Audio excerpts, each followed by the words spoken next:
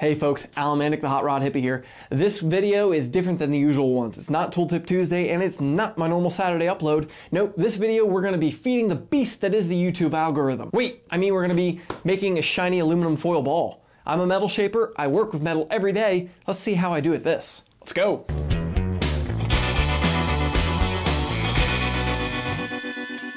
So on a daily basis, I'm working with metal. I'm restoring cars, I'm customizing cars, I'm making silly little sheet metal projects. We just had a video about hammer forming this piece on the channel a couple of weeks ago. You can go ahead and find that in my videos.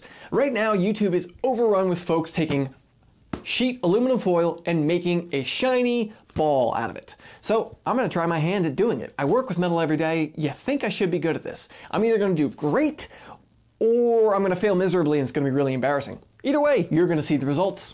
So I mean, in theory, this is a pretty simple concept. We've got this sheet aluminum foil here. It's quite thin. If I remember right, it's something like 15 thousandths thick. So this material started its life as a big block of aluminum. They roll it out and roll it out and roll it and roll it and roll it and roll. Okay, I don't need to keep going. But they roll this till it's this darn thin and they make your aluminum foil. Now, in all honesty, I haven't watched many videos of people doing this. I saw a few of them, I skimmed through them, I understand what people are doing, saw some things I thought were wrong, so I thought, you know what? As a metal shaper, I'm gonna give this a try. What's the worst that's gonna happen? I fail miserably and look silly? Whatever, let's give it a go. I've seen people using claw hammers and mini sledges and just things that made me go, what the heck are you doing?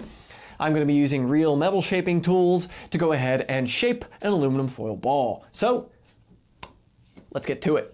So first things first, I've got my box of Reynolds Wrap aluminum foil, not sponsored. I'm going to take this, I got the 50 square foot roll here. I'm going to take it and start making my ball. I'm going to work with little sections of it at first to get going, and then we will see how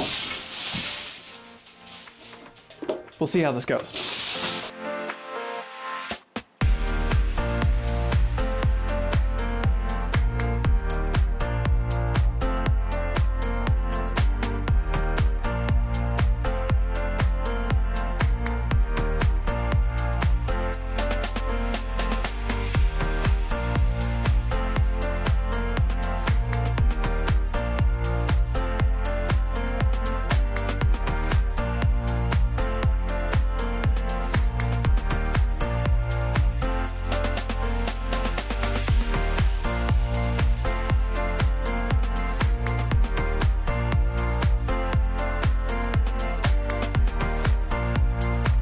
Now for any of my usual followers who may be interested in the metal shaping aspects here, what we're looking at here is shrinking. We're going to be cold working this aluminum and we're going to be shrinking it. We're going to be taking up all the airspace in here and we're going to actually be pushing the aluminum in on itself together to actually shrink the material together. Enough hard hand working, cold working this thing, it will eventually kind of meld together. Now shrinking is a really common technique in metal shaping. A lot of times you'll hear of a tuck shrink where you actually fold the metal up into a peak and then you hammer that metal flat again, and as you do that repeatedly in a nice controlled manner, the material will actually get thicker because it is shrinking. More material is gathering up. You've created that peak and now you've hammered that peak down into itself. You've drawn metal in and flattened it out. As you keep doing that, you'll eventually get shrinking. Now the first thing that I'm going to do is take this rough ball and I'm going to stick it in my stump. This is a handy little wooden stump I've created. It's actually a bunch of 4x4s in a frame. This is a modern version of the shrinking stump. Basically a shrinking stump would be actually taking a stump, cutting a hole into it, and then you could actually shrink into that. You could hammer into that, create your tuck or your gathered up area in a piece of material. This is the same concept, just in a modern wooden form rather than going out and cutting down a tree. So we're gonna stick this in here and we're gonna start hammering it in here, because rather than beating this against a table or against a vise, where as I'm hammering on one side, I'm flattening the other. That's not what I want. I want to be creating a round shape. So if I work it in the stump and continually rotate it as I hammer, I'm actually gonna be helping to create the shape. So let's give it a shot.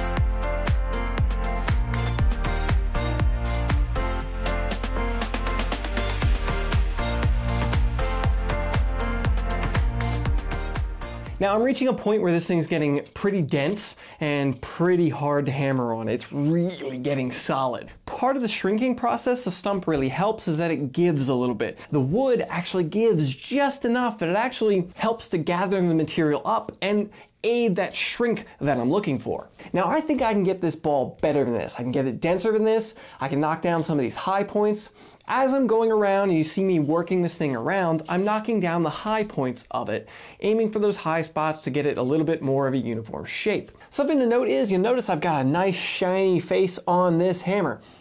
The nicer finish on my hammer, the nicer finish it's going to put on the ball. So let's keep going with this hammer.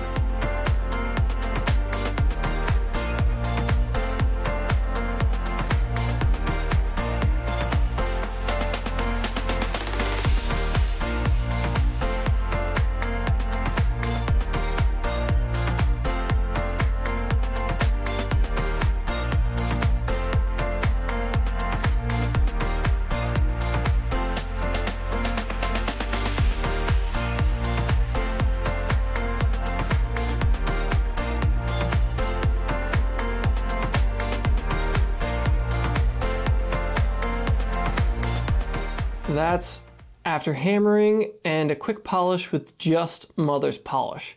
I'm gonna go ahead and give this thing a sand, a proper sand, and see what the end result is. All right, folks, there is the finished product. I could definitely have done better. Overall, I'm not the most thrilled with my finished product. I should have put some more time into hammering it out a little bit better. So in a follow-up video, we are absolutely cutting this sucker in half. We're gonna check out what's inside of this thing, what the inside looks like. Look for that video very, very soon. Overall, shaping this thing was actually a really good little exercise. It could really show you how to work high spots down, teach you to work and create a uniform shape, continually moving around the surface to create a good finish. It really shows that if you're using a good quality hammer with a good quality face, you can create a nice finish. You're only ever going to create as good of a finish as the face of your hammer has, so if you got a beat up hammer, it's never going to create a polished finish. Sanding it definitely takes little chunks out because the outer layer is thin enough that it can actually be just ripped out as you're sanding on it, so that was frustrating. I'd start to get it good and then I see chunks flying off the thing a little bit. That was really annoying. So without further ado, folks, I'm going to go ahead and show you some close-ups of this thing so you can really see what the finished product looks like. Go ahead and drop the video a like if you found it interesting. Let me know in the comments down below, was this a waste of time? Should I get back to my normal content? Did you find this interesting? Let me know. Feel free to subscribe to the channel for content, not necessarily like this on a regular basis, but I do shape metal on a regular basis and teach you how to do it as well. So check that out. So here's the finished product, folks.